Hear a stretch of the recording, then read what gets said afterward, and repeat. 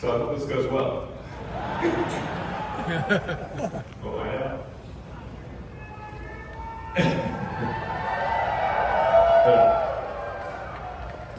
So, you see a lot of sci-fi movies where the future is dark and dismal, where it's not a future you want to be in. So, like, I love Blade Runner, but I don't know if we want that future. I think we want that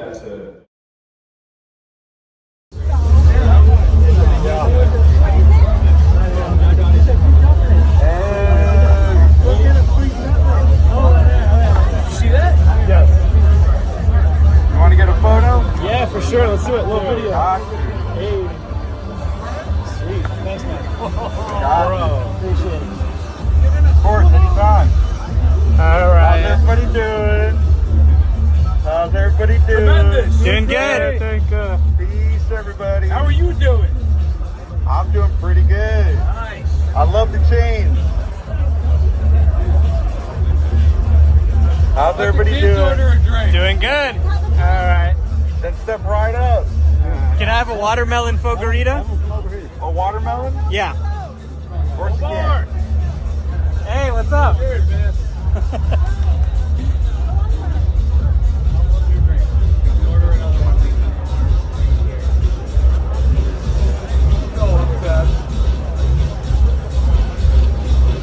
How am I doing so far? Killing it. Thank you so much. Oh, Here you go. thanks, Optimus. Appreciate it. Of course, anytime.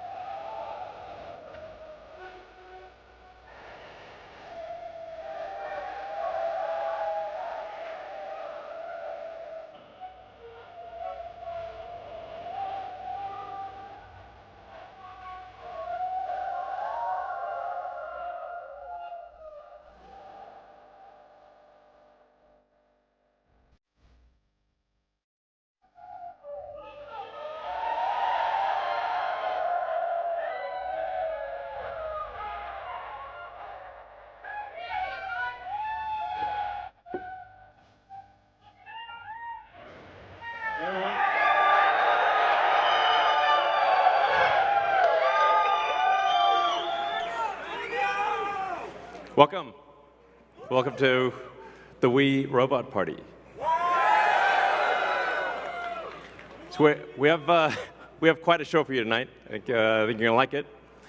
As you can see, I just arrived in the robotaxi, the cybercab, and there's 20 more where that came from.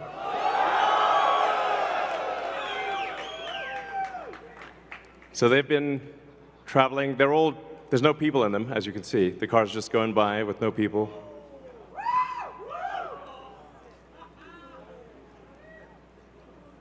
And we have 50 fully autonomous cars here tonight. So you'll see Model Ys and the cyber cab, all driverless. You'll be able to take a ride in the cybercab. There's no steering wheel or pedals. So I hope this goes well. We'll find out.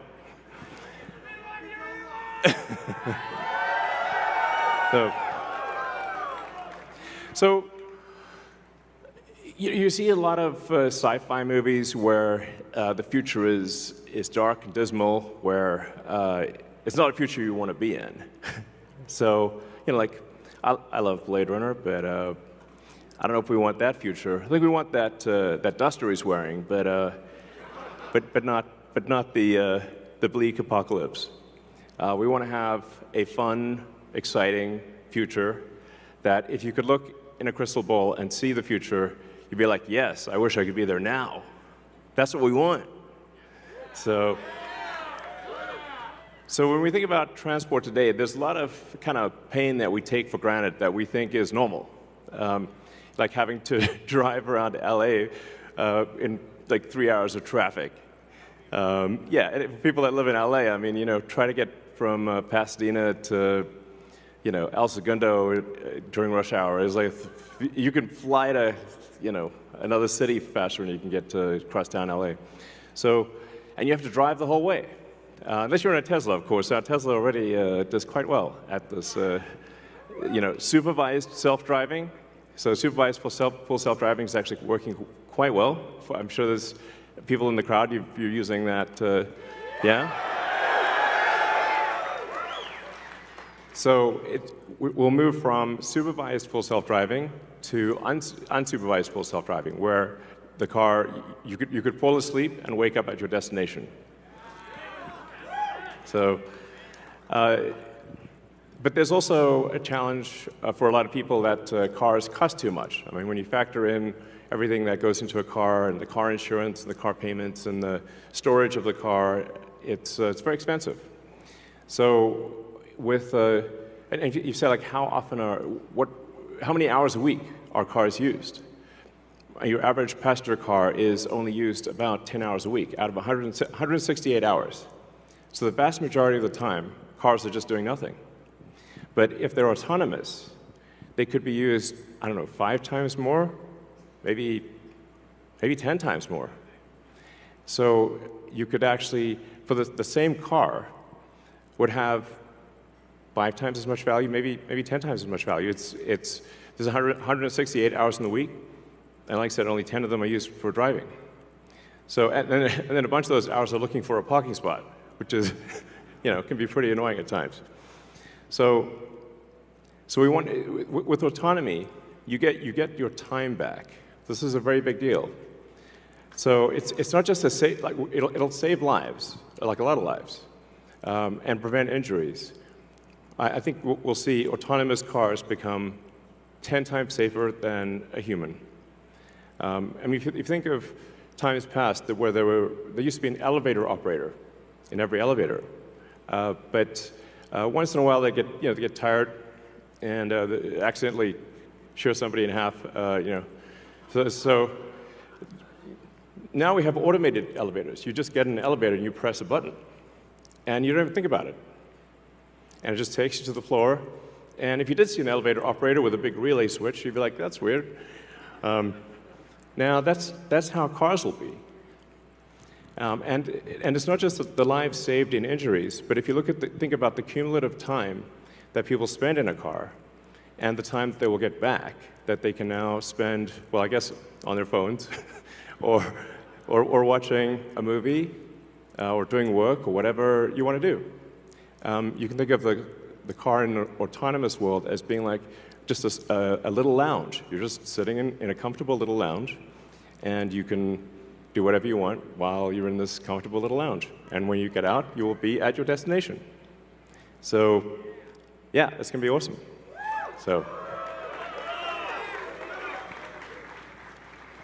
So in fact, I think the cost of autonomous transport will be so low that you can think of it like individualized mass transit.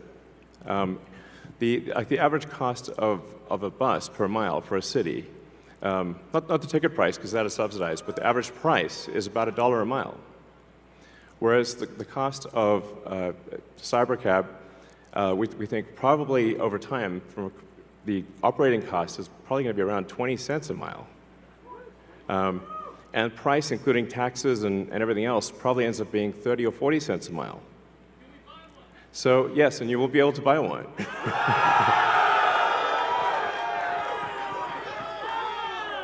Yes, exactly. And we expect the cost to be below $30,000.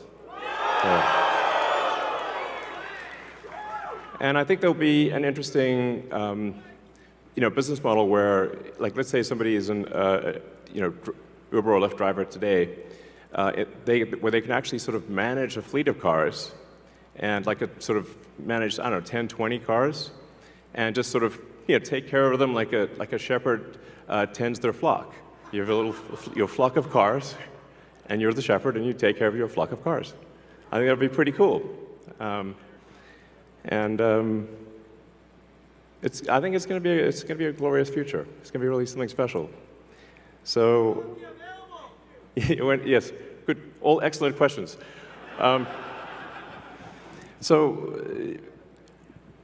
We do expect actually to start fully autonomous, unsupervised FSD in Texas and California next year.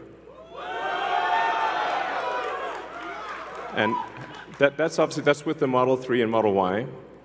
And then we expect to be in production with the Cybercab, which is really highly optimized for autonomous transport in probably, well, I tend to be a little optimistic with timeframes, but in 2026. So, yeah, before 2027. Let me put it that way. We'll make this vehicle in very high volume, but well before that, you will experience a robotic taxi via the Model 3 and Model Y program, and Model S and X too. But your 3 and Y will achieve unsupervised full self-driving with permission in wherever regulators essentially approve it in the U.S. and then to follow in outside the U.S. So, and Cybertruck too, yes, of course. Sorry, I don't want to forget. Yes. All our cars are basically all cars that we make. So let's not get nuanced here. All right, next slide. So one of the reasons why the computer can be so much better than a person is that we have millions of cars that are training on driving. So it's like living millions of lives simultaneously and seeing very unusual situations that a person in their entire lifetime would not see. But hopefully, yeah, exactly. So with that amount of training data, it's obviously going to be much better than what a human could be, because you can't live a million lives. And it's also, it can see in all directions simultaneously, and it doesn't get tired or text or any of those things.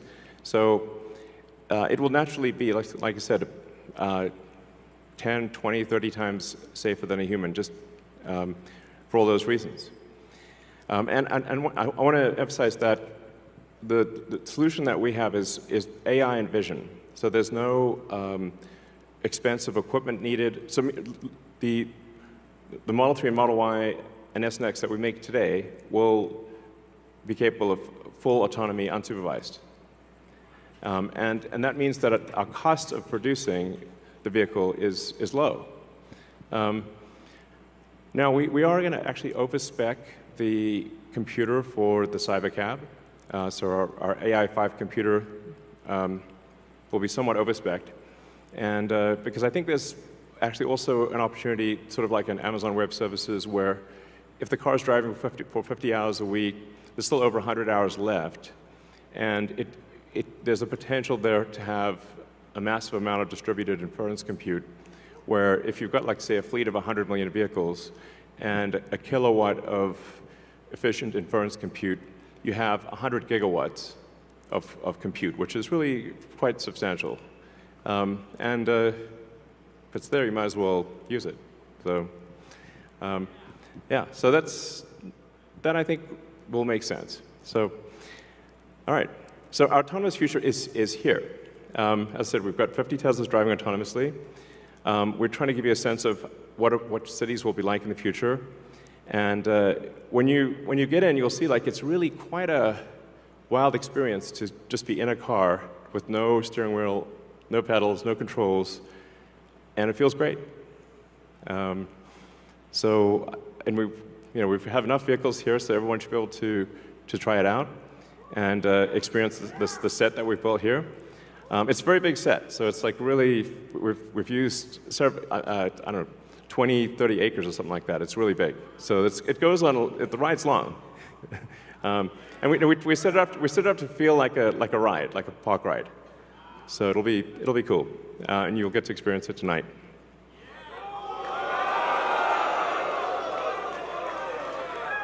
Something we're also doing is, and it's really high time we did this, is inductive charging. So the robotaxi has no plug. It just goes over the inductive charger and charges. So yeah, it's kind of how it should be. Thanks, guys. I love you too. So one of the things that is really interesting is how will this affect the cities that we live in? And when you drive around a city, or when the car drives you around a city, you'll see there's a lot of parking lots. There's parking lots everywhere, parking garages. So what would happen if you have an autonomous world is that you can now turn parking lots into parks. And so we're taking the ing lot out of parking lot. You're welcome. So there's a lot of opportunity to create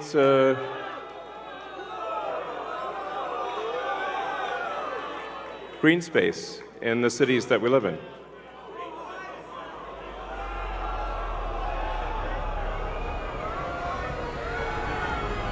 So I think that would be quite fantastic.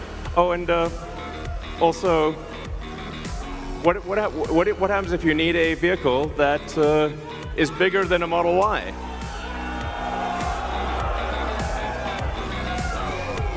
The Robovan. The Robovan is we're going to make this, and it's going to look like that. Now, can you imagine going down the streets and you see this coming towards you? That'd be sick.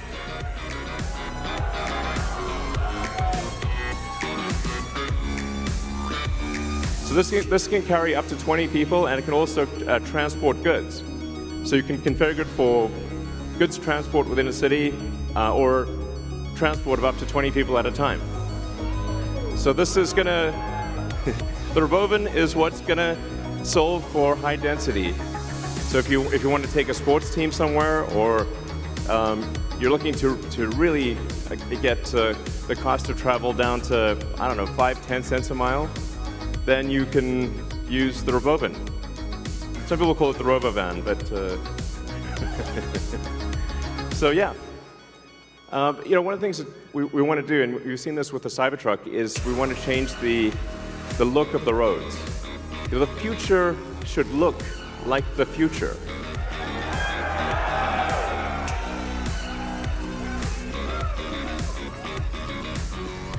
So, speaking of robots,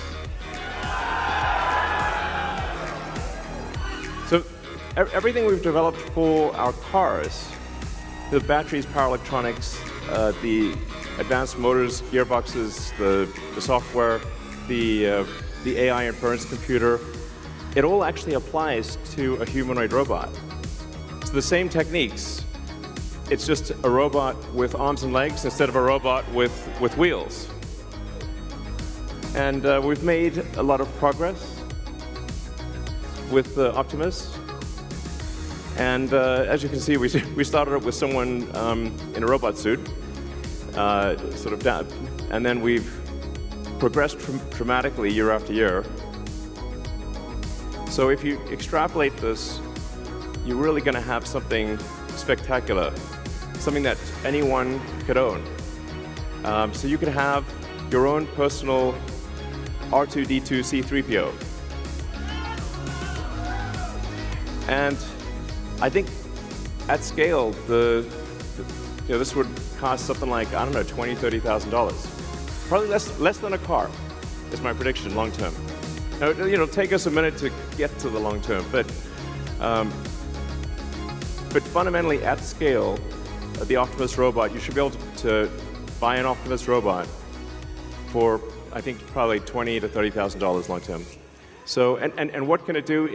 It'll basically do anything you want. So it can be a teacher, babysit your kids, it can walk your dog, mow your lawn, get the groceries, just be your friend, serve drinks. Whatever you can think of, it will do. And yeah, it's going to be awesome. I think this will be the biggest product ever of any kind. Yeah. Because I think everyone, of the 8 billion people of Earth, I think everyone's going to want their Optimus buddy. And there's going to be maybe two, and then they'll be producing products and services. I predict, actually, provided we address risks of digital superintelligence, 80% probability of good, a good outcome. Look on the bright side. The cup is 80% full. The cost of products and services will decline dramatically, and basically anyone will be able to have any products and services they want. It will be an age of abundance, the likes of which people have almost no one has envisioned. It'll be something special. So, now one of the things we wanted to show tonight was that Optimus is not a canned video. It's not walled off. The Optimus robots will walk among you. Please be nice to the Optimus robots. So you'll be able to walk right up to them, and they'll serve drinks at the bar. And you'll directly, I mean, that's just, it's a wild experience just to have humanoid robots, and they're there, you're just in front of you. So, yeah, with that, let's party.